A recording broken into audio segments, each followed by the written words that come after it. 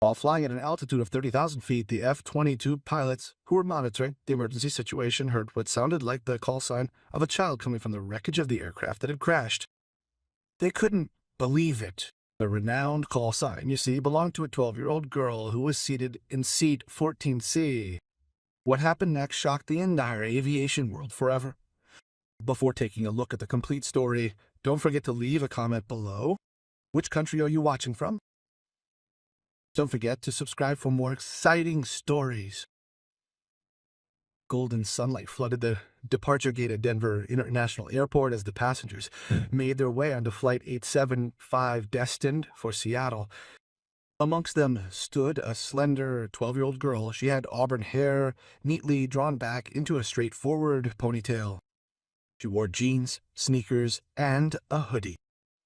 Her purple backpack, which was decorated with a collection of national park patches, hung from her shoulders. From the perspective of the adults who walked past her, she looked like nothing more than another child traveling completely on their own. The gate attendant had personally escorted her on board. So, my little one, you're in seat 14C, which is a window seat. The flight attendants will check on you during the flight. Okay. The girl smiled politely, then carefully lifted her backpack and placed it in the overhead compartment above her seat. Once settled, she sat down and took out her tablet containing her homework. The flight attendant nodded in agreement and walked on. Once the plane was full, the flight attendants performed their routine checks. Stopping at row 14, Patricia, with her impressive 20-plus years of experience, greeted her guest. "Hello, my name is Patricia, and I'll be your attendant today. What's your name, honey?" The girl looked up. "I'm Emma, Mom. I'm flying to Seattle to visit my grandmother for a period of 2 weeks." Patricia smiled warmly. "Well, Emma, that sounds wonderful. If you need anything, just press this call button." Okay. Emma thanked her politely, and Patricia walked on. With a thoughtful air, the businessman in 14B settled into his seat, giving the school books piled up beside her a barely perceptible glance before opening his laptop. Across the aisle, the elderly couple smiled pleasantly at Emma before returning their attention to the task of preparing for the event. What none of these passengers knew was that Emma was carrying something far more significant than homework. Nestled inside her backpack was a small wooden plaque bearing a call sign that held legendary status within the world of military aviation. The call sign was Fox, representing 4 generations of distinguished military aviators. Emma's great-grandfather had earned it through flights with P-15 Mustangs over Europe, her grandfather through flights with F-4 Phantoms over Vietnam, and her mother through flights with F-16s as a flight instructor. Because of her exceptional courage, Emma had gained the right to use the call sign Phoenix 2 years previously. At just 10 years old, she was attending an air show when a vintage airplane unexpectedly had a very serious, catastrophic failure.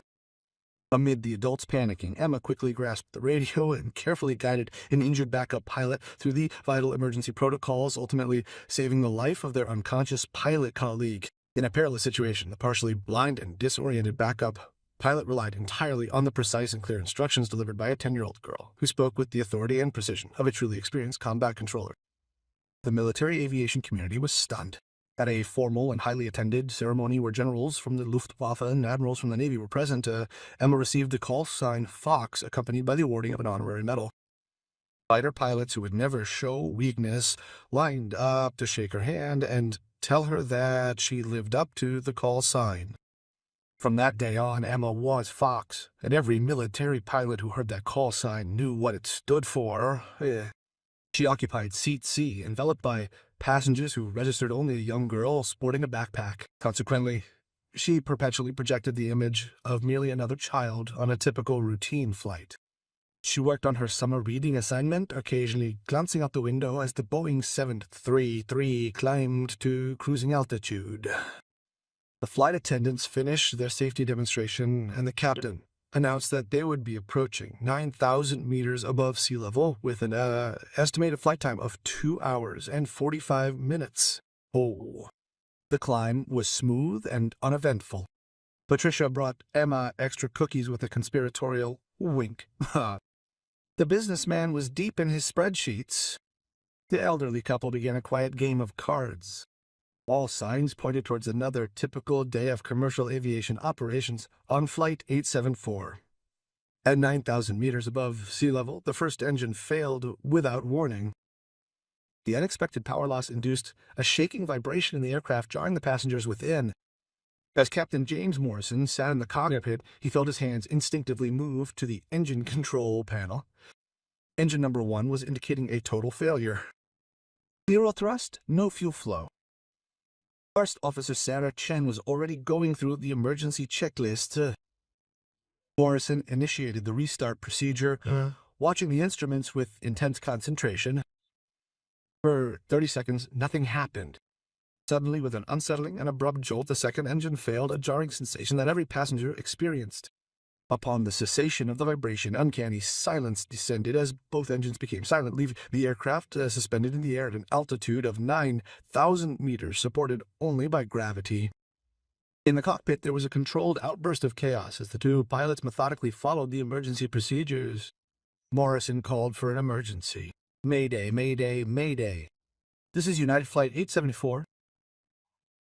We have a double engine failure at flight level 3000, approximately 100 nautical miles northeast of Denver. Zero thrust. We are requesting immediate emergency assistance. Jin calculated the glide ratio and performed calculations that would determine their survival time.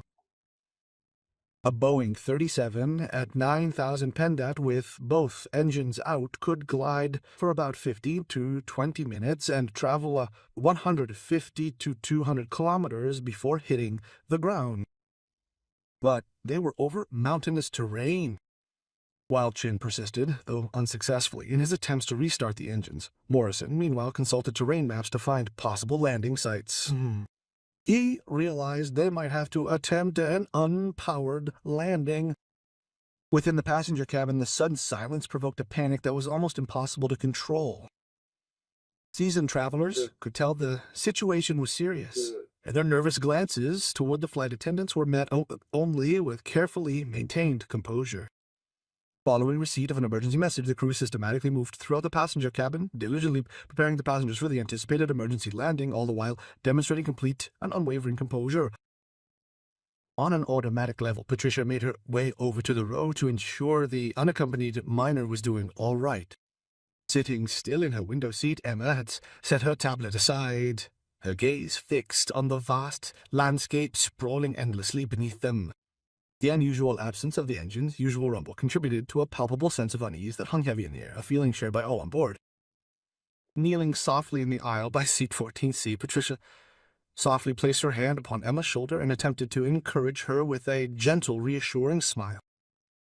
Emma, honey, we're having some technical problems, but the pilots have everything under control and everything will be fine. You need to pay close attention to all the instructions we give you, okay? Patricia noticed Emma turning toward the flight attendant. She was quite surprised to find no fear in the young girl's eyes, but something completely unexpected instead. A kind of focused assessment that seemed strangely mature for a 12-year-old. Both engines have failed, Emma stated quietly, her tone more declarative than interrogative. And Patricia found that the reassuring words she had practiced were caught in her throat, because yes, that had precisely been the situation. But wherefore did this young child possess that knowledge? Before Patricia could even respond, Captain Morrison's voice came over the aircraft's public address system. His voice, though carefully modulated, contained a subtle undercurrent of urgency that caused every passenger to hold their breath in anticipation. Ladies and gentlemen, the captain stated, this is your captain speaking. We have unfortunately experienced a failure of both engines and are currently coasting while our crew works to restart them. We have declared an emergency situation and are coordinating closely with air traffic control to locate the closest suitable airport for a safe landing. Flight attendants, please prepare the cabin for a potential emergency landing.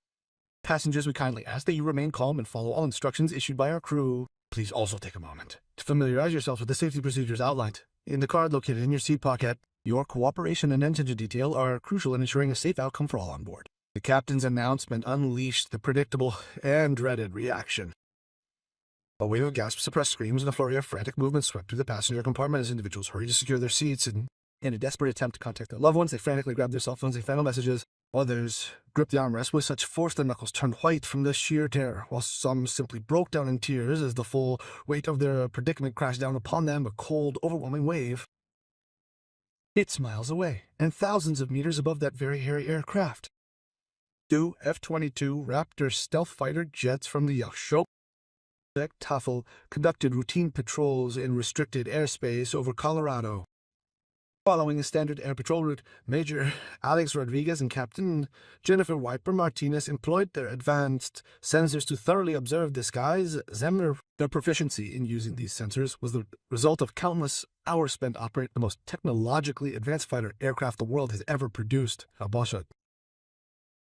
When the emergency notification from flight, transmitted across the military coordination channel, became audible, both pilots promptly directed their complete focus towards the emerging crisis. As they processed the information, their extensive training proved invaluable, enabling them to quickly and effectively begin coordinating with air traffic control to provide any possible assistance. A double-engine failure at 30,000 feet was extremely dangerous. In modern aviation, rare. We are talking about a disastrous emergency situation that captured headlines and resulted in in-depth investigations. Both pilots were aware of the severity of the situation aboard the civilian aircraft. In a swift check of his tactical display, Rodriguez retrieved the flight information for United 89. He recorded its current position, altitude, and rate of descent. Control Raptor 11, we have the emergency aircraft currently on our radar displays. We request your authorization to intercept and perform a visual assessment of its status. The air traffic controller's response came immediately. Once permission had been received, Rodriguez carefully piloted his F-92 towards the pinpoint coordinates of the gliding passenger aircraft, with Martinez maintaining a secure tactical position behind him. Both fighters accelerated to intercept the civilian aircraft, which was hurtling inexorably toward the mountains below. As they neared their destination, Rodriguez spotted something unusual in the passenger data that had been automatically uploaded to their systems as part of the standard emergency procedures. Access to this data allowed military aircraft to efficiently coordinate and plan their response during crisis situations, thereby improving overall operational effectiveness. The passenger manifest showed 147 passengers and 6 crew members. It was standard passenger information, but a handwritten note had been added to one individual's record. This small detail instantly aroused Rodriguez's suspicion and caused him to send an immediate radio message to his wingman. "Pippa, do you see the same thing I do on the passenger manifest? Information on the passenger occupying seat 14C, including a call sign, is contained in the military database." Martinez called up the same data on her screen, and her eyes widened dramatically behind her visor when she read the note, a note that should have been absolutely impossible. Phoenix whispered it over the radio, her voice filled with disbelief and awe. "It's Rodriguez." Phoenix uses that call sign to communicate with Generation Legacy, the individuals rescued 2 years ago at an air show. Every pilot in every service knows this story, but according to the passenger manifest, this passenger is 12 years old. There must be a mistake in the database. Although the temperature in his air-conditioned cockpit was pleasant, Rodriguez felt a shiver run down his spine. He had attended a military aviation conference months earlier where the Phoenix legacy had been on display during a presentation on courage, pressure, and composure in emergencies. He had watched the video footage of the incident that occurred at the air show. He had also listened to the audio recording, a recording which featured a 10-year-old girl calmly and methodically guiding a severely injured pilot through the crucial emergency procedures. The recording showcased a level of precision and composure befitting a seasoned combat controller. Furthermore, he had heard the unequivocal testimony of multiple Air Force generals who unanimously concluded that Emma Fox, through her extraordinary skill and inherited aviation expertise, had been instrumental in saving the pilot's life. The image of this legendary call sign etched onto the side of a disabled aircraft hurtling toward what seemed like an unavoidable catastrophe, juxtaposed with his own F-22 taking off on its intercept mission, stirred within him a complicated array of emotions, a blend he found difficult to accurately articulate. Control Raptor 11. We need a confirmation of the identity of passenger Phoenix on board United Flight 800. We need to make sure this isn't a database error. With the flight engineer diligently verifying and cross-referencing the data, the second instance expanded. Carefully comparing entries from multiple databases and passenger files before, it provided an answer which led both F-22 pilots to establish eye contact, disregarding the distance between their own 2 aircrafts. Raptor 11. Confirmation positive. 12-year-old passenger Emma Phoenix, an unaccompanied minor, is currently traveling to Seattle. We cross-checked the call sign against military family records and official honors documentation. Please note that we have a genuine holder of the call sign Phoenix Legacy on board this aircraft, confirming their legitimate usage of the designation. Something moved in Rodriguez's chest, a growing awareness that this emergency was no longer simply a routine intercept and aid mission. He realized that a child was on board this passenger jet, a child whose call sign spoke volumes about their status and commanded the respect of even the most elite fighting pilots in the military aviation world. With F-2 aircraft now approaching Flight 840, the pilots established visual contact. Both saw the civilian airplane distinctly against the bright sky. The wings, even without engine thrust, remained remarkably level and steady. The pilots on board were clearly controlling the glide with professional skill. Maneuvering his fighter plane, Rodriguez positioned it beside the right wing of the aircraft. From this close position, he could visually assess the condition of the engines while ensuring a safe distance.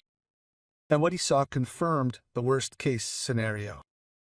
No movement, no heat, no internal function, just metal that hung uselessly below the aircraft's wings. The plane was plunging towards the earth at a rate of approximately 1 foot per minute. The terrain below presented minimal opportunities for a safe landing. He set his radio to the emergency frequency, which would be used to monitor Flight 844. United 84, this is Raptor 11, United States Air Force. Positioned to their right, beyond their right wing, our observations confirm a dual-engine failure. We are coordinating closely with emergency services and will escort them to the safest and most accessible landing site. Within the confines of the damaged aircraft's cockpit, Captain Morrison experienced a deep and somber feeling of gratitude, knowing that he had the support of military forces. Even though he knew the fighter jets could do little to solve his immediate problem of flying what had once been a commercial airliner, he professionally acknowledged the F-22-Jets transmission and then returned to the desperate task of finding a place to land the plane, which was rapidly losing altitude and options. Chen had identified 3 possible landing sites within their glide range, none of which were ideal for landing. Imagine a small regional airport. Now visualize its runway. It's short, very short, and would make stopping the plane extremely challenging, wouldn't you agree? There was a relatively flat section of highway, but it was likely too narrow and excessively congested with vehicles to guarantee safe usage. Then, there was the dry lake bed. While it looked promising on the maps, its surface conditions were entirely unknown. This presented a significant risk, potentially causing the plane to break apart during the landing attempt. Returning to the passenger cabin, despite the emergency preparations already underway, Emma disregarded all safety protocols and unfastened her seatbelt. This action, clearly a violation of established regulations, normally would have triggered immediate intervention from the flight crew. But due to the urgency of preparing the other passengers, the crew simply failed to notice a child struggling in the water. Moved by the growing confusion, she reached up to the overhead bin. After retrieving her purple backpack, she meticulously dug out a small aviation radio from underneath her scattered personal items. The radio was compact, a civilian model given to her by her mother to be used only in emergencies. Her mother's instructions were very clear to never use it lightly, but only in circumstances where her expertise could actually be valuable in resolving the crisis. The moment Emma had made that promise, she understood the seriousness of the instruction. Now looking out the window, she saw the mountains slipping beneath them, and she felt the peculiar, almost weightless descent of a plane with no engine power. This, she knew with absolute certainty, was the specific scenario her mother had described. Her heart was pounding wildly in her chest, but she kept her hands steady as she switched on the radio. She then tuned it to the familiar emergency frequency she'd learned from working with commercial airliners and pushed the transmit button. United 840 flight crew, this is passenger Phoenix in seat 14C. I have inherited relevant emergency response experience and tactical aviation knowledge. I will be monitoring this frequency in case you need assistance with emergency response or coordination with military escort. The short professional transmission, delivered in a young voice that nevertheless radiated complete confidence and clarity, immediately triggered a swift and simultaneous response across multiple cockpits. In the cockpit of Flight 877, Morrison and Chin exchanged shocked glances. The radios were gripped in Morrison's stiffening hand, his brain actively struggling to make sense of the things he just heard. A passenger who identified himself as Phoenix offering assistance with emergency procedures, and this voice clearly belonged to a child. Flying with the F-2 escort, Rodriguez and Martinez heard the transmission, and their initial suspicions were confirmed dramatically before their very own eyes. Rodriguez immediately switched on his military frequency. "Control, this is Raptor 11. We have confirmed via voice communication that Phoenix is operational and has successfully established contact with the crew aboard the emergency aircraft using the standard civilian emergency frequency. To utilize the tactical aviation expertise effectively, we recommend the establishment and adherence to standardized coordination protocols." The controller's response came with barely concealed surprise, for even hardened professionals who personnel regularly confronted with emergencies found themselves completely unprepared for the astonishing reality. A 12-year-old girl utilizing the legendary call sign was playing an active role in the response to a catastrophic aviation disaster. Morristown made an instant decision, a decision informed by years of experience and ingrained in him through countless emergency situations. This experience had taught him the absolute necessity of utilizing all available resources, even those seemingly impossible or improbable. Responding to the passenger who had just identified herself using a military call sign, he pressed his radio button. This particular call sign he recognized from a recent article about military aviation personnel. "Phoenix, this is United 8 and Photo 7. Captain, confirm that you have expertise in emergency aviation. We are currently gliding with zero thrust from both engines. All refueling attempts have been unsuccessful.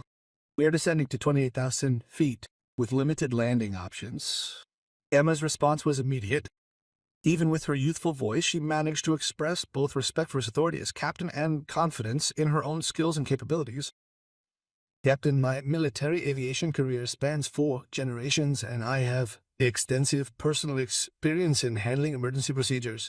I can assist in the calculations necessary to optimize the glide flight and ensure effective coordination with the accompanying military escort, enabling the achievement of maximum distance and the selection of the optimal landing site from available options." From her cockpit console, Shen summoned the passenger manifest locating seat 14C. Her heart skipped a beat upon seeing the notation detailing the call sign Phoenix and a concise account of the incident during the air show that had propelled this 12-year-old child into the annals of military aviation history. With a look that mingled professional skepticism and desperate hope, she observed Morrison, recognizing that their available altitude and possible strategies were rapidly diminishing. Assuming that this child possessed the knowledge he purported to have, rejecting this proffered assistance would be demonstrably foolish, a display of pride that betrays sound judgment.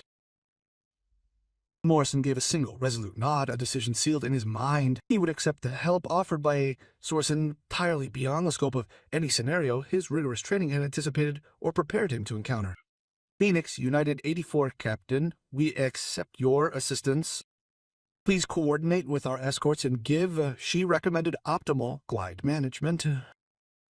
Emma felt the weight of responsibility weighing down on her shoulders. It was the identical feeling she'd experienced at the airshow 2 years before, a profound sense of responsibility when adult lives were contingent upon the knowledge and expertise meticulously transmitted across generations of Phoenix pilots. After taking a deep breath, she concentrated intensely, drawing on the mental discipline her mother had instilled in her. Then she began to apply everything she had learned about aviation throughout her life, a stark contrast to the way other children spent their time engrossed in video games and social media. This time she pushed her radio button, communicating with the passenger jet's crew and the F-22 pilots, monitoring the emergency frequency, ensuring prompt response during this critical moment. All aircraft to ensure reaching the desiccated lakebed southeast of its present coordinates. Phoenix proposes a maximum extension of its gliding motion. The recommendation is to reduce airspeed to the optimum glide speed for this type of aircraft, which should be around 190 knots. Slightly increase the angle of attack to optimize the lift-to-drag ratio and make minimal use of the flight control surfaces to reduce parasitic drag. Rodriguez, who was Morrison from his F-22 cockpit, felt a surprising surge of professional respect. This feeling completely overpowered the absurdity of receiving tactical flight advice from a 12-year-old girl. For every word she'd uttered was entirely accurate. It was the kind of precise knowledge that came from a deep understanding of aircraft performance and emergency procedures. With a press of his own radio button, he added military support to reinforce her recommendations. Following United 81 Raptor 11's analysis, Phoenix's recommendations are confirmed to be sound. Upon our calculations, it's clear that the dry lake bed represents the best option available. We are coordinating with emergency services to deploy rescue resources to this location. Considering your current descent rate, we estimate that you will have roughly 12 minutes to complete the journey. From the cockpit of Flight 84, Morrison carefully adjusted the aircraft's airspeed to match the recommended value. He then observed a slight yet noticeable improvement in the aircraft's glide performance. This improvement was the direct result of finding the sweet spot, the optimal balance between lift and drag that ensured the maximum horizontal distance was achieved for every foot of altitude lost. Shen worked feverishly with the navigation systems to calculate a course for the dry lake shore. Based on their current power output, she estimated that they would reach their destination with approximately 500 feet of altitude remaining. It would be adequate for a correct approach, though it left no margin for potential mistakes. She switched on the intercom to the cabin crew. Flight attendants, prepare passengers for an emergency landing in approximately 10 minutes. We will be landing on a dry lake shore. Ground conditions are unknown. Be prepared for a rough landing, which could unfortunately lead to damage to the aircraft. It's essential to confirm that all passengers are in their safety positions and that the emergency exits are ready for use. Patricia and her colleagues moved through the cabin with remarkable and impressive professionalism. Faced with their own fear and anxiety, they take immediate action to secure loose items within the cabin. They calmly yet firmly guide the terrified passengers through the essential emergency procedures that are difficult for the passengers to process fully because of their fear, and mentally prepare themselves for any eventualities arising from the impending landing on unprepared distant ground far away from any airport. Patricia noticed Emma leave her seat, stood holding a small handheld radio in the aisle. Her voice conveyed a calm authority entirely at odds with the impression one might have formed based on her age or appearance. A flash of uncertainty crossed the flight attendant's face as she wondered if the intense stress was causing her to hallucinate. After all, surely this young child couldn't possibly be coordinating these crucial emergency procedures with the flight crew and the military escort. With steady instructions, Emma displayed her skills, revealing knowledge learned subtly. She addressed factors that experienced pilots grasp, although the pressure of an emergency might influence their ability to properly prioritize them effectively, leading to potential operational issues that demand careful handling immediately. To maximize the remaining altitude and ensure a direct approach to the lake bed, the captain recommended utilizing all available height. He advised against performing energy-consuming maneuvers such as circling to achieve this optimal positioning. Equipped with cutting-edge navigation systems, the F-22 escort aircraft can provide precise instructions regarding the approach path, ensuring optimal alignment with the longest and most advantageous section of the landing strip. Morrison acknowledged the wisdom of her suggestion, and Rodriguez immediately coordinated the approach. His sophisticated F-22 systems this would involve calculating the optimal flight path for the gliding passenger plane, ensuring it reaches the dry lake shore with a maximum amount of remaining energy for crucial maneuvers during the final approach. From their seats in row 13, the elderly couple watched Emma's radio transmissions, their amazement steadily growing with each transmission. Their game of cards was entirely forgotten as it dawned on them that the quiet child who had so politely smiled at them as they boarded the plane was somehow instrumental in saving the lives of everyone on board. Having shut his laptop, the businessman in seat 14 fixed Emma with an expression that revealed a complex web of emotions, shock, confusion, and the growing awareness of the catastrophic inaccuracy of his preconceptions about the young passenger beside him. Other passengers nearby had noticed too, and in whispered conversations, the news spread through the cabin that a child no older than their own sons and daughters was communicating with the pilots and military aircraft over the radio as if she had been doing so all her life. The minutes ticked by agonizingly slowly as Flugzeug steadily descended toward the lake bed, which appeared as a pale oval on the horizon and grew larger with each passing second as the plane drew closer to its emergency landing site. While closely monitoring the flight, Emma offered occasional recommendations These recommendations consistently illustrated her comprehensive understanding of aviation, demonstrating her mastery not only of fundamental aviation principles but also the subtle intricacies of power management and aircraft performance that differentiate skilled flying from truly exceptional flying. The air traffic controller suggested minor course adjustments to account for the effects of the wind drift. She then proposed the most advantageous time to deploy the landing gear carefully, weighing the increased drag against the paramount need for maintaining optimal aerodynamic performance during landing. Furthermore, she actively coordinated with the accompanying F-22 fighter aircraft to ensure that the rescue teams would be positioned strategically for immediate action once the aircraft safely touched down. Rodriguez had positioned his fighter jet to watch the passenger jet approach the lake bed behind Agad. Although he possessed thousands of hours of combat flying experience, his heart raced with an alarming speed, as he had unfortunately observed numerous aviation accidents, witnessing firsthand the many ways an unpowered landing on unprepared ground could lead to catastrophic failure. From a greater height, Martinez, piloting their F-22, maintained constant communication with the ground rescue teams, supplying real-time updates regarding the position and status of the approaching aircraft. They discovered, the two pilots, that they were silently praying, holding onto that child they'd never gotten to meet. It was a 12-year-old girl whose call sign perfectly encompassed everything they held dear regarding the long-standing traditions of military aviation and the unwavering display of courage under extreme pressure. With his altitude reading 2,000 feet above the lake bed, Morrison deployed the landing gear. The resulting increase in air resistance immediately caused the aircraft to vibrate, significantly steepening the descent rate. In doing so, they sacrificed some of their precious remaining glide distance in order to position themselves for landing. When they reached the surface, Chen activated the emergency slides and checked that all emergency systems were ready. Guided by years of intensive training, her hands moved with practiced precision through the familiar checklists. Emma was engrossed in considering the various potential outcomes of the landing. However, she pressed her radio button one last time.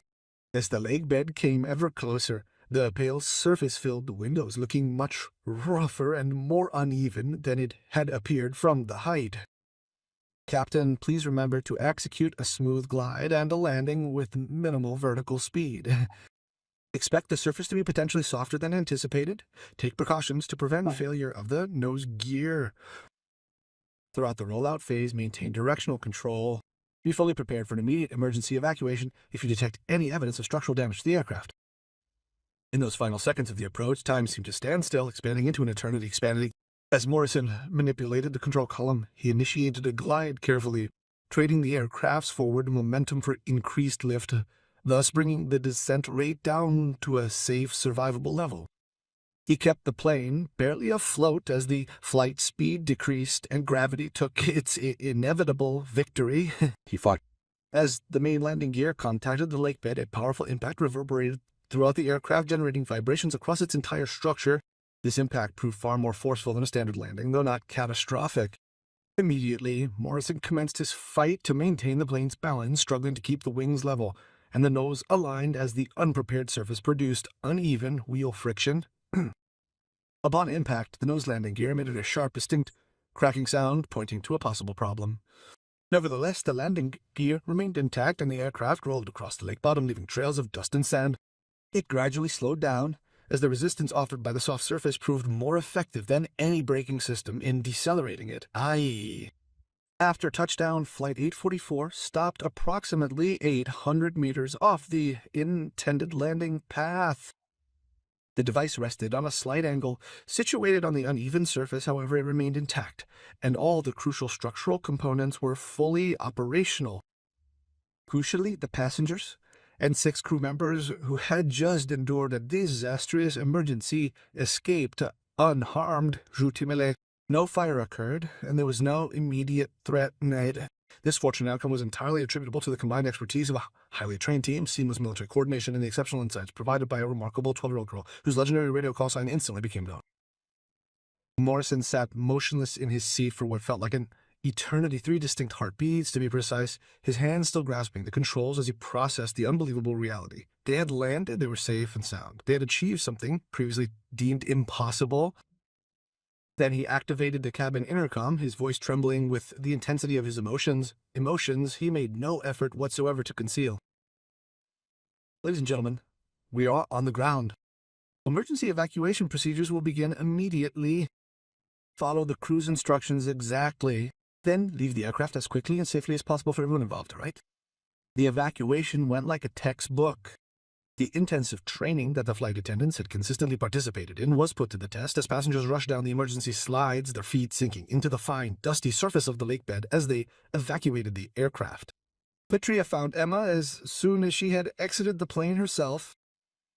The flight attendant's professional composure finally broke as she enveloped the young girl in a tight embrace that mingled relief, gratitude, and amazement at what this child had just accomplished. You saved us, Patricia whispered, her voice choked with tears. I don't understand how or why, but you saved every single person on this plane. Emma hugged her back, feeling the adrenaline wane and exhaustion settling in her bones. The weight of responsibility lifted from her, now that everyone was safe and their mission accomplished. The F-22 Raptors flew low over the landing strip several times. Determined to see the situation for themselves, Rodriguez and Martinez sought to confirm that the emergency had been successfully resolved. Their goal was to verify that the pilot, known for their legendary call sign Phoenix, along with all passengers and crew aboard this particular aircraft, had survived the impossible circumstances that had played out at an altitude of 3,000 feet above sea level. Rodriguez tuned his radio to the military frequency. The emotion his voice revealed was one rarely seen in elite fighter pilots. Control Raptor 11, United 8007, has landed safely on the ground. All passengers appear to have been successfully evacuated. Rescue teams are arriving at the scene. Take note, Phoenix has done a great job. This call sign continues to honor his legacy in a way that completely surpasses any comprehension we might have. Request permission to break formation and pay homage. The pilot, who had been following the entire emergency situation and had heard the radio transmissions of a 12-year-old girl speaking like an experienced fighter pilot, gave permission without hesitation. Over the lake bed, Rodriguez and Martinez executed a final flyover in their F-2s, maintaining a tight formation. Their planes flew directly over the evacuated passengers and crew, so close that the distinctive shape of the modern stealth fighter aircraft was easily discernible against the backdrop of the sky. During their overflight, two pilots executed a traditional role with their aircraft, a gesture of respect typically reserved for honoring fallen soldiers or for ceremonies commemorating significant military accomplishments. With their feet planted firmly on the lake bed, the passengers and crew all watched the spectacle with eager anticipation. While many failed to appreciate its significance, a select few recognized the event as something truly extraordinary. A heartfelt tribute paid by elite fighters to a member of their rank, someone who had earned their unwavering respect. The reassuring presence of Patricia's arms around. Watch the F-2s finish their farewell salute before disappearing into the vast expanse of the blue sky. She felt the first drops of tears forming a palpable release, finally coming as the full weight of the emotional burden of what had just transpired settled heavily upon her young shoulders, those of a girl only 12 years old. During her 2-year service, she bore the call sign Phoenix with great pride and unwavering determination. She had studied, learned, and absorbed everything her mother, her grandfather, and the entire legacy of her family in the aviation industry could teach her, but she never in her wildest dreams imagined that she would one day need all of that knowledge to rescue hundreds, 40 to be exact, people aboard a completely disabled aircraft that was rapidly sinking through thin air over treacherous mountain terrain. Her mother had consistently stressed to her that wearing the call sign Phoenix entailed preparedness to rise to the occasion, the finding of courage in crucial moments, and the honoring of the legacy through action, not through mere words. Emma, standing upon the dry lake bed, her gaze encompassing the safe and thriving group around her, grasped in a manner previously unknown what it truly signified to bear a call sign representing 4 generations of unwavering service within the ranks of military aviation. A few minutes passed before the rescue helicopters finally arrived. Their arrival was immediately followed by the emergency vehicles which had traversed the field to reach the remote landing strip. Then the scene became an organized chaos as medical teams assessed passengers for injuries and started coordinating their transport to the nearest hospital for examination. Amidst the chaos of the evacuated passengers, Captain Morrison pushed through the throng, his eyes intently scanning for the little girl with auburn hair who was standing beside the flight attendant. The moment their eyes connected, he saw reflected in her gaze a profound understanding that extended beyond the usual limits of age and experience. With the precision expected of a professional, he approached Emma, extending his hand in a formal handshake. The words that followed were heartfelt, reflecting the profound gratitude a captain can feel. "Phoenix, I am Captain Morrison, and I would like to personally thank you for your assistance in this emergency. Your knowledge and your insightful guidance were directly responsible for the survival of everyone on board this aircraft, and I commit to documenting this crucial contribution in my official report. Furthermore, I will ensure that this information is promptly communicated to all relevant civil and military aviation authorities." Her grandfather had instilled in her a handshake, a firm and confident grip which Emma now employed, shaking the captain's hand. She then met his gaze with the directness expected of military aviators, particularly those with call signs of such prominence. "Captain, I'm deeply honored to have been able to contribute to the successful landing. Your skillful piloting and the exceptional support of your first officer under such incredibly difficult circumstances were truly remarkable. The Phoenix, a symbol of resilience and hope, leaves a legacy of rising from the ashes, and I am grateful for the opportunity to have honored my family by contributing to the rescue of these precious human lives." At these words, Morrison felt his throat constrict. They came from a child, a 12-year-old, who should have been preoccupied with the usual concerns of his age, school, friends, and the everyday issues that typically dominate a child's life. Instead, this child was involved in the complex and demanding task of upholding the legacy of military aviation by coordinating emergency responses to catastrophic high-altitude failures. Within hours of hearing news about the dramatic emergency landing and the unusual participation of military fighter jets in the rescue coordination efforts, media outlets rushed to the scene. And the events which subsequently transpired in the days and weeks that followed captivated international attention to a degree entirely unforeseen by anyone aboard Flight Emotionale. The combination of a double-engine failure at cruising altitude, a powerless glide to an emergency landing on a dry lake, the presence of F-22 Raptor escort aircraft, and, most importantly, the revelation that a 12-year-old girl with a legendary military call sign that had lasted for 4 generations had been actively involved in coordinating the emergency response created a story that moved people around the world. Emma Fox became famous overnight. Her face appeared on news broadcasts and magazine covers. Incredible videos of this young girl on social media have captured millions of hearts with her calm and courage. At 9,000 meters, she showed unbelievable competence. Her story, shared widely across platforms, is a testament to inner strength and resourcefulness. People everywhere are inspired by her actions.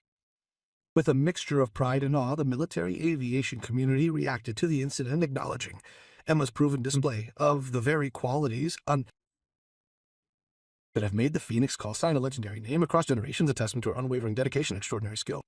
Official statements from Air Force generals lauded her actions, emphasizing that her performance under significant pressure perfectly exemplified the best traditions and rich heritage of military aviation. Informal, heartfelt tributes to Phoenix were held by fighter squadrons throughout the nation. These ceremonies saw seasoned fighter pilots demonstrating profound respect for a 12-year-old girl, a young person who had courageously confronted an impossible situation, responding with the grace and skill befitting a veteran warrior. Following an extensive interview about their roles during the emergency, pilots Rodriguez and Martinez offered unqualified praise for the way Gallicourt coordinated the emergency response. Their remarks highlighted a professionalism that was, in their assessment, either on par with or demonstrably superior to that typically seen in trained military personnel. Emma's mother flew to her daughter's home as soon as she got the news, and there she found Emma surrounded by reporters, officials, and grateful passengers, eager to express their gratitude to the child they had helped save. Save. Despite the publicity, the reunion was emotional and private. In a tender embrace, mother and daughter stood surrounded by 4 generations of the Phoenix tradition, their presence palpable and almost tangible, and over a career spanning countless combat missions and demanding training flights where the very lives of others rested entirely on her unwavering ability. Emma's mother had carried that call. As a result, she possessed a unique perspective and empathy. She understood more deeply than anyone else the immense burden of responsibility and the crushing weight of knowing that lives depended entirely on flawless execution in situations demanding nothing less than absolute perfection. An official investigation into the double-engine failure found that a manufacturing flaw in both engines resulted in their simultaneous and catastrophic malfunction, causing a complete loss of power. A combination of circumstances that should have resulted in the loss of the aircraft and everyone aboard. The investigation report particularly stressed the coordinated actions of the flight crew, the F-22 escort pilots, and the passenger Emma Phoenix as pivotal factors in ensuring the survival of all on board. This was the first time in aviation history that a child passenger had been officially recognized in an accident investigation report for their expert assistance in an emergency situation. The report concluded that the call sign Phoenix had once again lived up to its legendary status by ensuring survival and success from a hopeless situation when all conventional expectations pointed to disaster. Life finally returned to something approaching normal for Emma. On the plane, she would never again be dismissed as just another child. Never again would she be underestimated by adults who focused solely on her age and appearance, overlooking her considerable abilities and rich heritage. Concluding her unexpectedly halted travels, she arrived at her grandmother's home. After a lengthy period of silent understanding through an embrace, her grandmother led her into a peaceful room where photographs documented 4 generations of Phoenix pilots, adorning the walls, a recent addition joining its predecessors. Emma stood beside Captain Morrison on the dry lake bed. Her young face was serious and composed. Her confident and composed posture mirrored the skill and experience that had been instrumental in saving lives when the engines failed at a high altitude of 30,000 feet. Shortly after the emergency descent of Flight 840, the F-22 pilots who provided support during that difficult operation sought permission to visit Emma. Their request, motivated by a desire to personally meet the young child whose remarkably confident and competent voice guided the emergency response efforts, was swiftly approved. The meeting was held at a United States Air Force base where Emma's mother was stationed at the time. Entering the room, Rodriguez and Martinez were immediately confronted with the stark contrast between the image of a 12-year-old girl in jeans and a t-shirt and their memory of the calm, highly professional voice that had been heard on the emergency radio frequency just moments before. This sharp dissonance created a strong psychological conflict within them. With the same formal respect they would show any distinguished airman, they shook her hand, acknowledging her accomplishments. Then Rodriguez uttered words which he had considered meticulously for many months. Phoenix Wiper and I wanted to tell you personally that being an air escort during their emergency was one of the most profound experiences of our careers. Upon hearing their call sign and fully understanding its significance and subsequently witnessing their skillful handling of the situation under the immense pressure, we were powerfully reminded of the fundamental reasons for our work and the core values that define our profession. The way they uphold this call sign and their family's rich legacy is genuinely inspiring, prompting us all to aim higher, to become better pilots, better warriors. Emma showed the same calmness she had displayed during the emergency as she thanked them. Later, however, when the official meeting had concluded and she sat with her mother observing the 2 F-22s as they commenced their return flight, she finally permitted herself to shed her tears. These were not tears of fear or pain, but rather a torrent of emotion triggered by the profound understanding that she belonged to something far greater than her own limited self, a legacy that transcended the boundaries of age, rank, and accumulated experience. It's a tradition to stand up when circumstances demand, to find the courage when all hope seems lost. With tears streaming down her face, she was held by her mother, who understood her completely. Her own career had included similar moments, and she grasped the significance of the Phoenix call sign and the weighty responsibility that accompanied the legacy of 4 generations of outstanding aviation achievements. The passengers of Flight 844 stayed in touch with Emma in the years that followed. Numerous among them penned letters and messages, conveying their profound gratitude. However, these expressions always seemed insufficient to fully encapsulate their feelings for the child who had assisted in saving their lives. Flight attendant Patricia paid her several visits each time, bringing a delicious batch of cookies and sharing the latest news from her life and career. The two forged a strong bond during those terrifying minutes as their crippled aircraft inexorably approached the mountains. In this crisis, a 12-year-old girl identified by her legendary call sign demonstrated that possessing unwavering courage and profound competence could effortlessly transcend any limitations imposed by age or experience imposed. A businessman from the town of Sitz addressed Emma in a letter issuing a sincere apology for the mistake of having underestimated her. He admitted to having initially perceived her as merely a child with a tablet, failing to see the profound depth and significant meaning concealed beneath the surface. He extended his gratitude for the valuable lesson in humility and the reminder it offered that truly exceptional abilities can often manifest in unexpected, unassuming packages. Years later, as Emma finally reached the age to pursue her own military flying career, she reflected on that day in the stratosphere at an altitude of 9,000 meters. It was then she realized that she truly grasped the full significance of the call sign Phoenix. It encompassed far more than simply a family legacy or a mark of honorable distinction. It represented the vibrant personification of the unwavering spirit required to rise to meet the demands of impossible circumstances, to draw upon one's expertise and unwavering courage when the fate of lives depended on flawless execution under crushing pressure. The complete failure of both engines at cruising altitude instantaneously replaced the sense of safety and normalcy with one of utter catastrophe. However, it also clearly demonstrated the potential results when legendary call signs, the accumulated wisdom passed down through generations, and unwavering personal courage converge in the rarefied air above the mountains. The F-22 pilots who had heard the call sign of a child and, in doing so, had shown profound respect to a 12-year-old would forever carry the vivid memories of that day with them throughout their distinguished careers.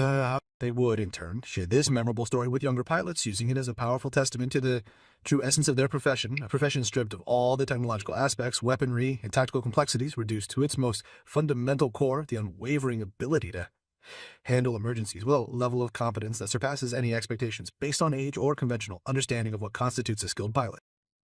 It would be a story frequently recounted in briefing rooms and training centers, steadily evolving into a cherished narrative within the extensive annals of military aviation. At a staggering 30,000 feet, the day on which Phoenix rose from the ashes once more demonstrated that certain legacies are not acquired through age or high rank, but rather through the unwavering courage to act when decisive action is essential, and the profound knowledge to achieve success even when failure seems unavoidable. Emma Fox would experience significant growth and transformation, ultimately embarking on her own truly remarkable career.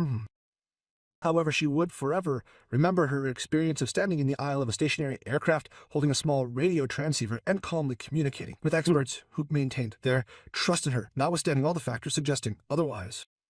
She coordinated an emergency response that saved 147 lives because 4 generations of airmen had passed on their knowledge and courage and the fundamental understanding of what the Phoenix call sign meant to rise from impossible circumstances, no matter what those circumstances, all those circumstances were.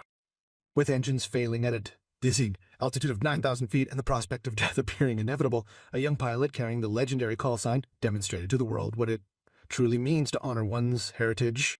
His actions powerfully reflected the unwavering courage and exceptional skill of the warriors who had borne this call sign for an impressive 4 generations within the ranks of military aviation. Their F-22s had heard her voice, recognized her call sign, and witnessed her remarkable ascent at precisely the moment it mattered most, conclusively confirming what every Phoenix airman had always known. Neither courage nor competence knows age limits when one's legacy and the circumstances one finds oneself in clash in moments which require the very best that human capability can offer.